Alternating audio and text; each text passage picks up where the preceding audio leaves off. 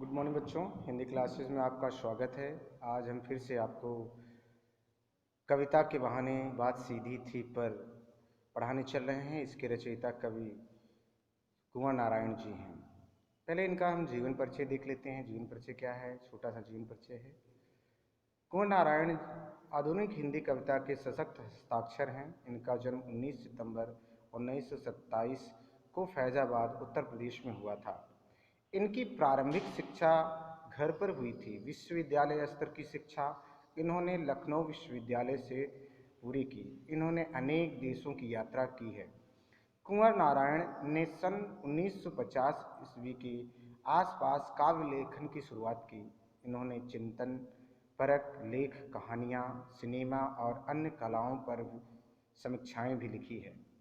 इन्हें अनेक पुरस्कारों से नवाजा गया है, जैसे कबीर सम्मान, व्यास सम्मान, लोहिया सम्मान, साहित्य अकादमी पुरस्कार, ज्ञानपीठ पुरस्कार तथा केरल का कुमारन आसान पुरस्कार आदि। इनकी प्रमुख रचनाएं देख लेते हैं।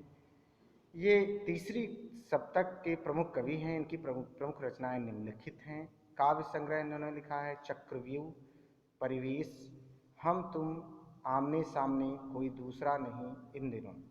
प्रबंध काव्य आत्मजयी, कहानी संग्रह, अलंकारों के आसपास, समीक्षा, आज और आज से पहले, सामान्य, मेरे हस्ताक्षर। इनकी काव्यगत विशेषताएं देख लेते हैं बच्चों। क्या है?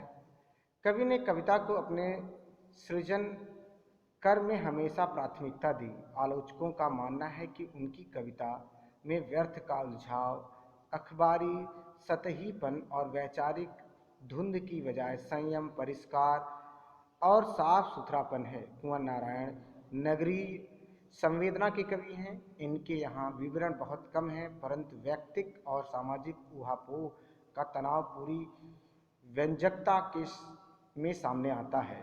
इनकी तटस्थ वितरांग दृष्टि नोच खसोट है।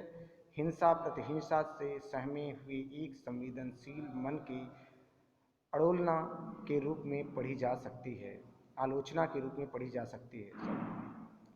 भाषा और विषय की विविधता इनकी कविताओं के विशेष गुण माने जाते हैं। इनमें यथार्थ का खुदरापन भी मिलता है और उनका सहज सौंदर्य भी। सीधी घोषणाएं और फैसले इनकी कविताओं में नहीं मिलते, क्योंकि जीवन को मुकम्मल और तौर पर समझने वाला एक खुलापन इनके कवि स्वभाव की मूल विशेषता है। अब जो कविता हम पढ़ाने चल रहे हैं, बात सीधी थी पर उसका प्रतिपाद्य देख लेते हैं, उसमें दिया क्या गया है। यह कविता कोई दूसरा नहीं कविता संग्रह से संकलित है। यह कविता कोई दूसरा नहीं कविता से संकलित है। इसमें कथ्य के द्वंद्व उकेरते हुए भाषा की सहजता की बात की गई है। हर बात के लिए कुछ खास शब्द नियत होते हैं, ठीक वैसे ही जैसे हर पेंच के लिए एक निश्चित खांचा होता है। अब तक जिन शब्दों का हम एक दूसरे के पर्याय के रूप में शब्द जोड़ना होता है, और जब ऐसा होता है तो किसी दबाव या अतिरिक्त मेहनत की ज़रूरत नहीं होती, वह सहूलियत के साथ हो जाता है। सही बात को सही शब्दों के माध्यम से कहने से ही रचना प्रभावशाली बनती है। अब इसका सार देख लेते हैं। कवि का मानना है कि बात और स्वाभाविक रूप से जुड़े होते हैं, किंतु कभी कभी भाषा के मोह में सीधी बात भी टेढ़ी हो जाती है। मनुष्य अपनी भाषा को टेढ़ी तब बना देता है जब आडंबरपूर्ण और चमत्कारपूर्ण शब्दों के माध्यम से कथ्य को प्रस्तुत करने का प्रयास करता है। अंततः शब्दों के चक्कर में पड़कर वे कथ्य अपना अर्थ खो बैठते हैं। अतः अपनी बात सहज एवं व्यावहारिक भाषा में कहना, ताकि आम लोग कथ्य को भली भांति समझ सकें। ये इनका जीवन परिचय था तथा साथ ही साथ बात सीधी थी पर का प्रतिपाद्य और कविता का सार था। आगे हम देखते हैं